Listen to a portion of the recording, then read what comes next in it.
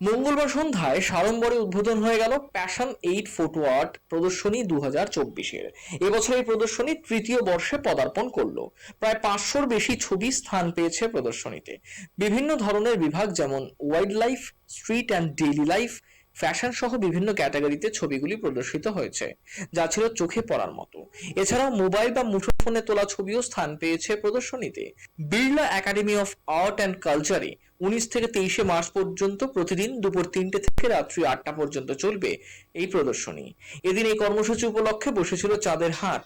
উপস্থিত ছিলেন মাউন্টেনিয়ার দেবাশিস বিশ্বাস, অভিনেত্রী মৌবনী সরকার, দেব লাহিড়ী সহ অন্যান্য বিশিষ্টরা। উদ্দেশ্য একটাই, তরুণ ফটোগ্রাফারদের প্রতিভা সকলের সামনে তুলে ধরা। কারণ এরকম একটা প্ল্যাটফর্ম পাওয়া, এটা তো সবসময় সুযোগ হয় না, তাও এই বিড়লা গ্যালারি, এটা তো বিরাট ব্যাপার। একটা কলকাতা একটা রেনাউন্ড একটা জায়গা, সেখানে দেখা যাবে যাদের ছবি এখানে আজকে প্রায় 400-450-র উপর ছবি, এদের অনেকেই হয়তো কোনোদিন কোনো এক্সিবিশনে ছবি দেওয়ার মানে সুযোগ হয়নি। আজকে এই যে সুযোগ করে দেওয়া, এটা অনেকটা বড়। এই প্ল্যাটফর্মটা আমি আমার বিশ্বাস যে এরকম প্ল্যাটফর্ম থেকে আরও নতুন নতুন অনেক ভালো ভালো ফটোগ্রাফার ভবিষ্যতে উঠে আসবে, অনেক উৎসাহ পাবে। আর একসঙ্গে এত রকম বিভিন্ন পোর্ট্রেট আছে, এখানে ল্যান্ডস্কেপ আছে, এমনকি বিভিন্ন অ্যানিম্যাল, পাখি, সবার ছবি আছে। এবং সেখান থেকে যে আমার মনে হয় যারা আসবে তারাও অনেকটা একটু মানে এটা ফেস্টিভ্যাল, একটা ছবির ফেস্টিভ্যাল, সেখান থেকে অনেকটা মানে মনের একটা শান্তি নিয়ে যাবে, এটাই আমার আশা। নমস্কার, আমি একজন participant passion 8 international photography exhibition 2024।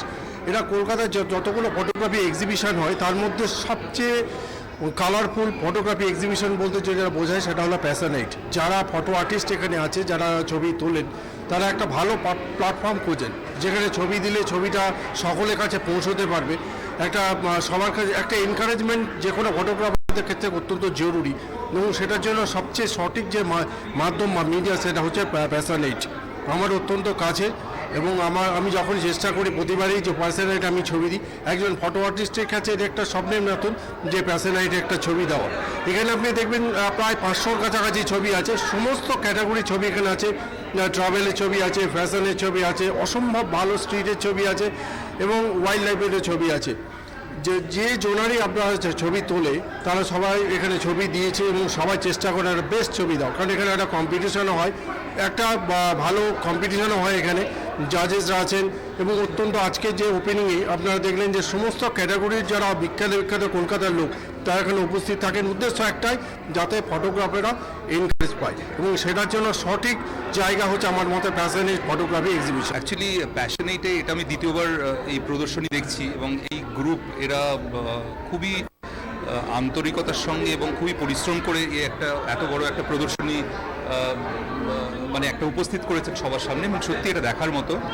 আরেকটা জিনিস যেটা বিশেষ করে আমি বলবো সেটা হচ্ছে যে এত বিভিন্ন ধরনের ফটোগ্রাফ যেটা একসঙ্গে দেখা সম্ভব। যেমন আমি একটা হয়তো নির্দিষ্ট ক্যাটাগরি ছবি তুলি, আমি স্ট্রিট ক্যাটাগরিতে ছবি তুলি, বা একটু ল্যান্ডস্কেপেও ছবি কিছু বা একটু ট্রাভেল ফটোগ্রাফি করার চেষ্টা করি, কিন্তু এখানে এত বিভিন্ন ধরনের ফটোগ্রাফি একসঙ্গে দেখা সম্ভব, এটা একটা বড় প্রাপ্তি। এটা হচ্ছে 1 নম্বর বলবো। আর 2 নম্বর হচ্ছে যে আমার কাছে এখানে স্ট্রিট ক্যাটাগরিতে জাজমেন্টের জন্য বেশ কিছু ছবি এসেছিল, আমি প্রত্যেকটা ছবি পুঙ্খানুপুঙ্খভাবে দেখেছি। তো আজকালকার ইয়াং ছেলেমেয়েরা এত মানে অসাধারণ কাজকর্ম করছে, যেখানে খুব সিনিয়র ফটোগ্রাফাররাও মানে তাদেরও চিন্তাভাবনা ফেলে দিচ্ছে এটা কী এত অল্প সময়ের মধ্যে মানে এই ব্যাপ্তিটা ফটোগ্রাফির জগতের যে জ্ঞান বা যেটা অ্যাপ্লিকেশন যেটাকে আমরা বলি, সেটাকে কীভাবে আয়ত্ত করলো। তো এইটাই খুবই মানে অভিভূত হয়ে যাওয়ার মতো ব্যাপার।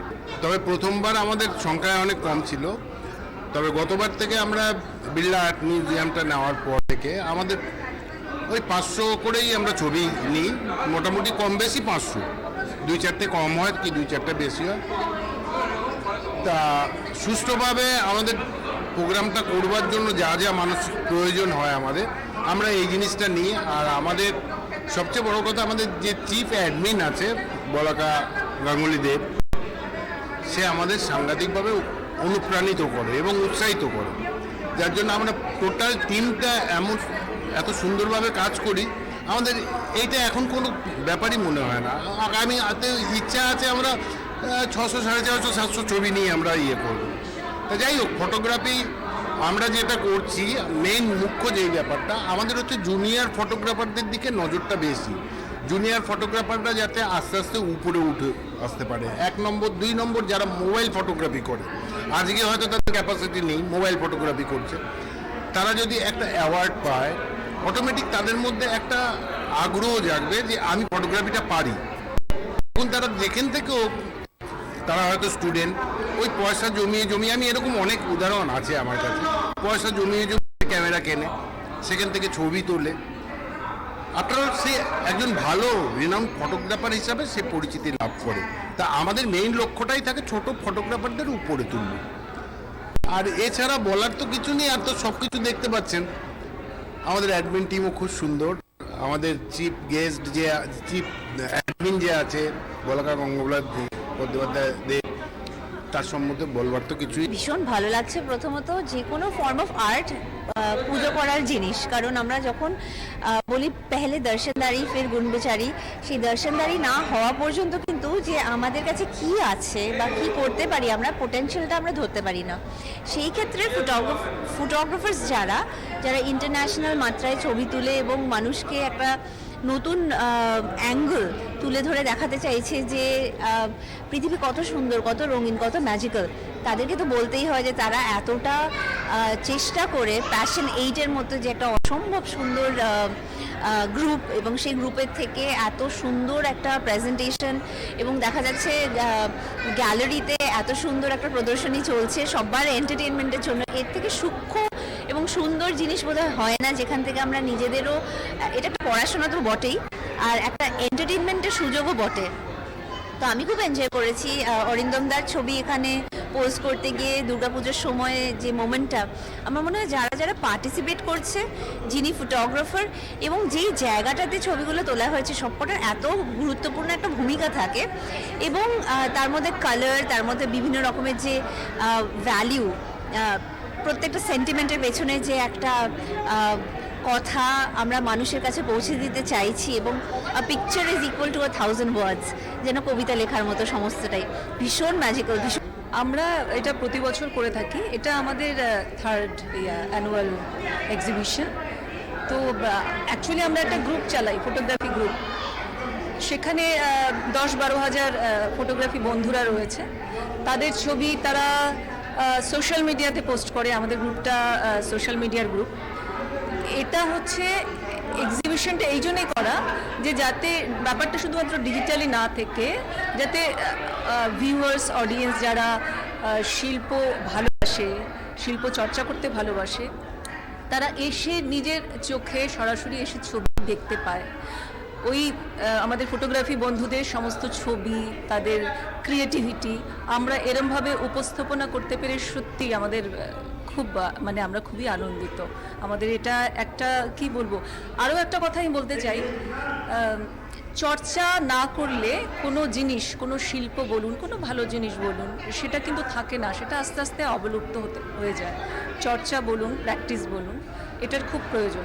এটা একটা শিল্প চর্চার মাধ্যম বলতে পারেন এক্সিবিশনটা। যদি রেভলিউশন হয়ে থাকে তাহলে বর্তমানে মোবাইল ফটোগ্রাফিটাও খুব অ্যাপ্লিকেবল এই সময়।